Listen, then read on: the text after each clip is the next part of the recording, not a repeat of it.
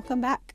Let's take a look at dividing multi-digit numbers. The I can statement is, I can divide a 4-digit dividend by a 2-digit divisor to find a quotient with no remainder. Remember, the quotient is an answer to a division problem. So let's look at the example. The math problem is 4,928 divided by 22. So the first step is to think 22 into 4. Will that work? Can you fit 22 into 4? You can't, right? So I need to go over and include the 9. 22 into 49, I can do that. So I want you to estimate 22 is about 20, 49 is about 50. So in my mind, I think, well, 50 divided by 20 is about 2.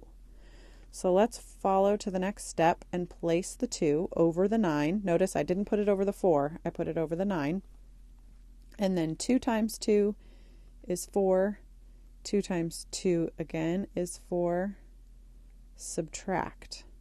9 minus 4 is 5. 4 minus 4 is 0. So the next thing, before you bring down that next number, you need to stop and check and make sure that this 5 isn't so big that it would have fit another 22, which obviously you can't fit another 22 into 5, but that's a good step to do in your long division problems, just to make sure that you've chosen a number up here that was correct and big enough. All right, so now that we've checked that, we can bring down the 2, and now the new problem is 52 divided by 22. So we're going to move to step 3. How many times does 22 fit into 52? Well, again, estimate.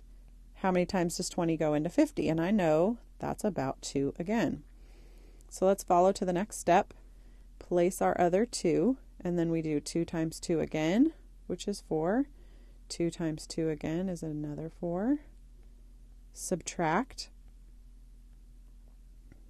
and we get 8. All right, so now let's check and make sure 8 is not big enough to fit another 22, which it's not. And then we can bring this second 8 down. Now for step 5. Think, how many times does 22 fit into 88? Well, estimate. How many times does 20 fit into 90? 90 divided by 20 is about 4. So let's go to our last step.